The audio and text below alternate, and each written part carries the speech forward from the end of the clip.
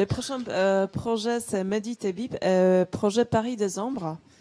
Voilà, et on va maintenant changer l'univers. On va aller dans l'Allemagne pendant la Deuxième Guerre mondiale. Non, d'accord. Enfin, voilà. je vais expliquer. Alors du coup, c'est avec celui-là, en fait. avec celui-là. Ok, super.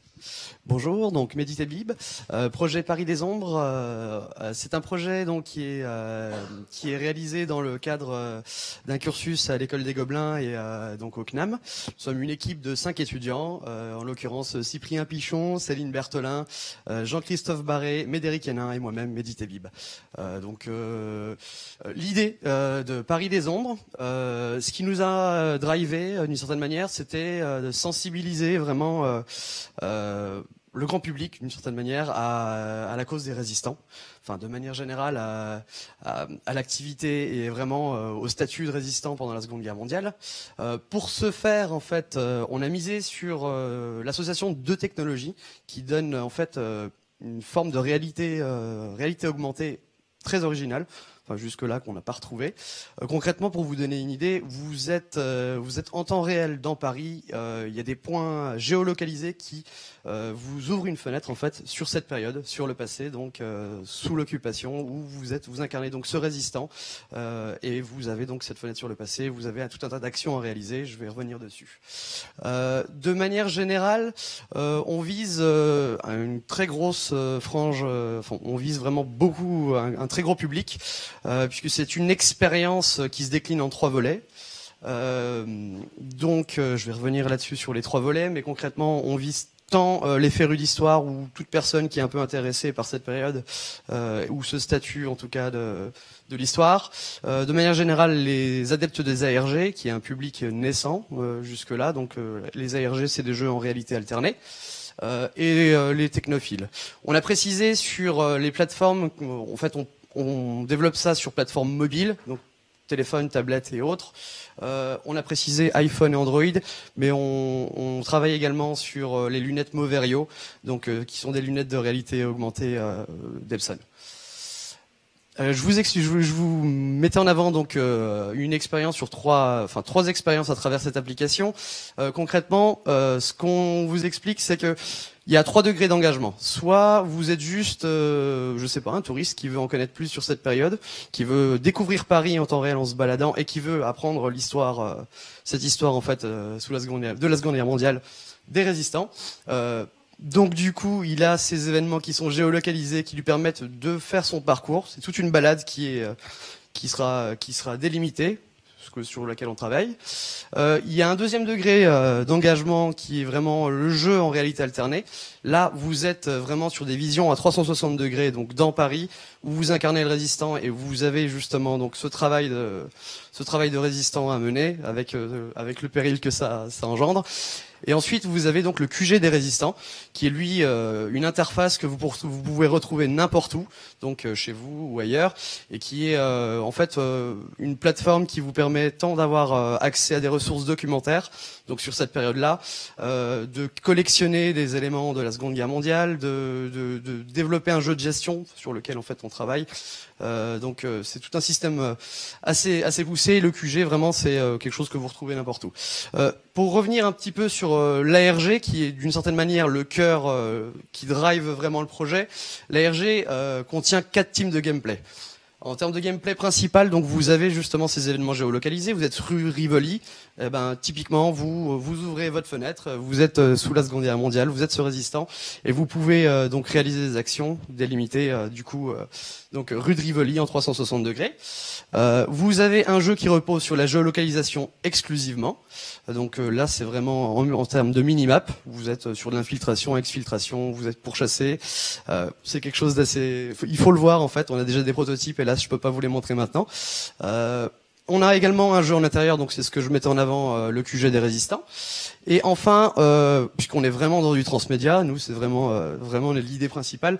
Vous avez des interactions avec le réel, c'est-à-dire que typiquement pour pouvoir débloquer une phase de jeu, il faut que vous puissiez déchiffrer l'anagramme d'une rue. Le nom d'une rue va vous donner un code qui va après avoir des interactions sur le jeu numérique. Donc on est vraiment sur quelque chose de transmédia.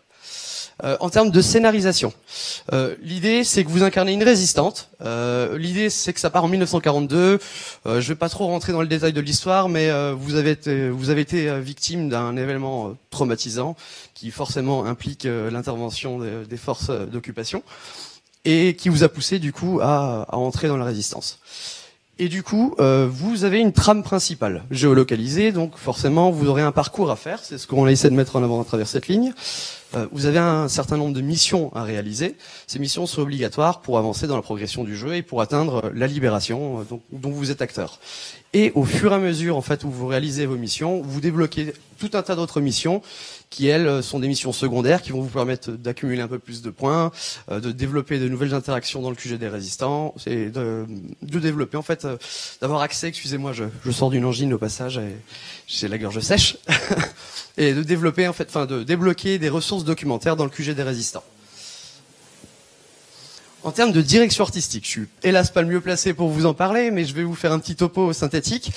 On est parti en fait de deux, principalement en tout cas de deux grands artistes de l'époque qui sont Paul Colin et Cassandre, qui ont énormément travaillé sur, en fait, de manière générale sur l'époque moderne en mettant en avant des couleurs très vives, des formes géométriques et monumentales qui reflétaient un petit peu vraiment le travail artistique de l'époque. On a fait un gros travail également sur les ombres qui sont découpées, décomposées, qui veulent vraiment mettre en avant cette idée de Paris des ombres. Vous êtes une ombre, vous êtes un résistant, vous êtes quelqu'un qui n'existe pas, vous êtes une ombre. Donc on a un énorme travail qui a été fait là-dessus, sur lequel on pourra revenir plus tard si vous avez des questions.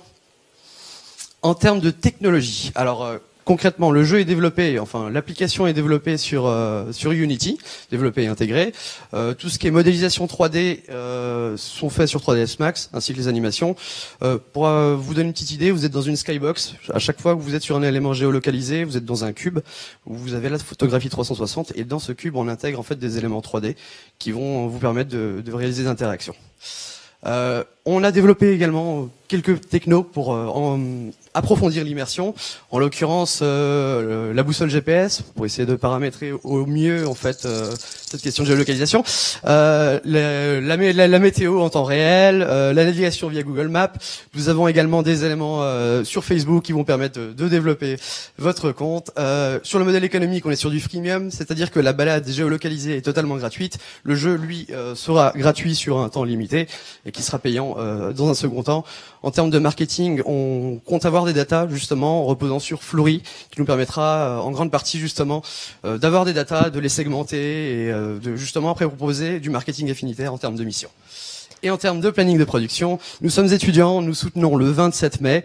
Donc le 27 mai, on aura une vertical slice, donc on aura des méthodes de production bouclées.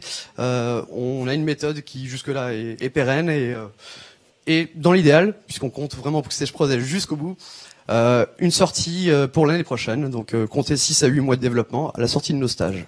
D'accord. Voilà. Merci beaucoup, Panty. C'est à vous, voilà, Mehdi, à vous, pendant 7 minutes. Bonjour, merci beaucoup, Bonjour. très intéressant. Tout à vous. J'ai juste une toute petite question. Vous avez dit à un moment donné, on peut accumuler des points, et donc du coup, je me disais, il y a un système de scorification, il y a un principe de level design, etc. Mais alors, est-ce que ça veut dire que il y a un principe de gain, de classement de joueurs? Comment ça marche? J'ai pas très bien compris ça. Alors, on n'est pas sur du multijoueur jusque-là, même si nous on en fantasme un petit peu là-dessus. On fantasme un peu l'idée. En fait, vous partez d'un résistant de ce qu'on, excusez-moi le terme, vous êtes un troufion à la base, et à la fin, au fur et à mesure où vous réalisez des missions, vous gagnez des points, vous montez en grade, et voilà, et vous finissez en compagnon de la libération. Enfin, voilà. Et au fur et à mesure où vous gagnez des points à travers les missions, vous développez du contenu dans le QG des résistants. Non, bien sûr. Exactement. C'est-à-dire que si vous faites juste la trame principale,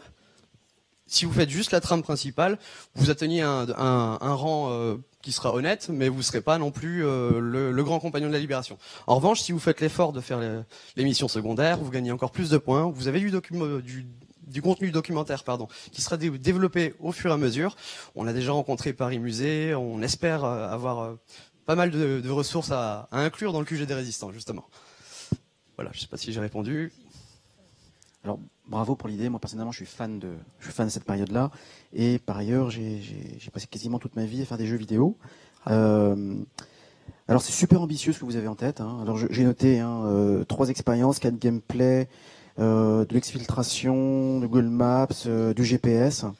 Alors j'ai développé plusieurs ARG dans ma vie, j'ai fait des petits jeux, des gros jeux. Un conseil, réduisez. En fait, dans un jeu vidéo, le focus, c'est pas le nombre de features, c'est le tuning. Et tuner, ça prend beaucoup de temps. Ensuite, en termes de production, à chaque fois que vous allez développer un nouveau gameplay, vous allez développer... alors, quand vous dites que vous développez des technos, ça me fait super peur. Ne développez pas de techno, prenez des trucs existants. Mais vous avez passé beaucoup de temps à tuner. Je pense que par rapport au timing que vous avez, votre truc est faisable. Vous arriverez à un bout, hein, mais c'est pas réaliste pour faire quelque chose de tuné. D'accord. Deuxième point, enfin on peut en discuter après si vous voulez de façon plus précise. Hein. Ouais. C'est un sujet que je connais un petit peu. J'aurais des remarques à faire là-dessus. Oui, bien sûr, j'espère. Mais le deuxième, c'est par rapport au freemium. Donc c'est aussi un terrain que j'ai un petit peu regardé. Le freemium, ça marche très peu, en connaissance pas, sur des éléments qui sont scénarisés avec des contenus qui sont non récurrents et non générés de façon systématique. Quand vous avez un jeu, globalement, il y a différents types d'acheteurs. En gros, vous avez les baleines qui achètent beaucoup, qui représentent 0,2% à 1,2% des acheteurs. Un jeu premium, généralement, est rentable quand vous faites des gros volumes. Donc je suis pas sûr que ce soit le bon business model. D'accord. Après, voilà, ça peut être adapté. Hein. Donc, enfin, moi, je fais de la monétisation pas mal pour, entre autres, du freemium. Mais si vous faites des partenariats, notamment avec des musées, vous pouvez très bien débloquer l'entrée du musée en achetant le scénario qui se passe dans le musée.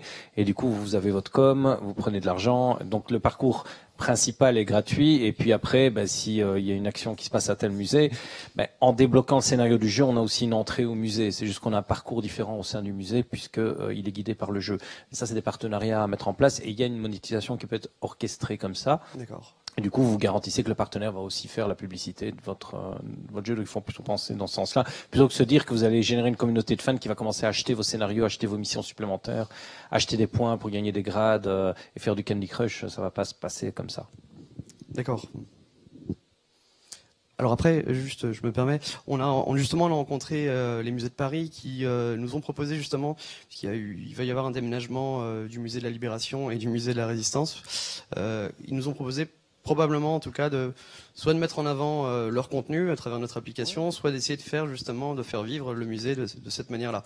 Donc, ce que je n'ai pas forcément trop mis en avant, puisqu'en fait, on se cherche encore un peu là-dessus, c'est que on mise soit sur un financement, enfin en grande partie public, auquel cas ce sera gratuit. Au passage, là, ce que vous voyez en termes de missions secondaires, c'est ce que je mentionnais tout à l'heure en termes de marketing affinitaire, c'est-à-dire que grâce aux data qu'on aura, on sait très bien que telle ou telle personne vit dans tel arrondissement. On sait que nous, on a 1500 événements qui sont géolocalisés dans Paris. On peut très bien après proposer justement à telle et telle personne qui fréquente tout le temps ce quartier-là des missions vraiment géolocalisées. Ça, c'est des data qu'on aura très simplement en fait. Donc, du coup, si vous vous rapprochez de musée, est-ce que ça pourrait pas y avoir une déclinaison? Enfin, du coup, est-ce que ça pourrait pas correspondre à une forme de stratégie de communication pour certains musées et donner lieu à une expo, enfin, ou en tout cas une déclinaison IRL, si je peux dire ça comme ça. Oui, pas de souci. C'est ce qu'on espère. C'est encore sans pourparler à l'heure actuelle, donc je peux pas m'avancer là-dessus. Mais on l'espère. Mais prévoyez une monétisation, parce que le problème, c'est que vous allez avoir des coûts de maintenance assez importants et vous allez avoir des partenaires fondateurs, mais après, quand il y aura plus d'argent, qui va l'héberger ce jeu, comment ça va fonctionner pour débloquer les contenus, etc. Donc, et les mises à jour, parce que les iOS et compagnie qui évoluent tout le temps, vous allez tout le temps avoir des frais. Donc, prévoyez une monétisation de type plutôt privé, plutôt que de dépendre uniquement de fonds publics. Tout à fait. Ok. Rapprochez-vous de quelqu'un qui s'appelle une boîte qui s'appelle Pretty Street. Quelqu'un qui note au fond. Voilà. Donc Fabrice Gibelin. Ok. Merci. Est-ce que vous avez la question encore, Gérald? J'attends une question de ta part. Merci beaucoup. Merci beaucoup. Merci à vous. Merci. Donc on peut applaudir. Bravo.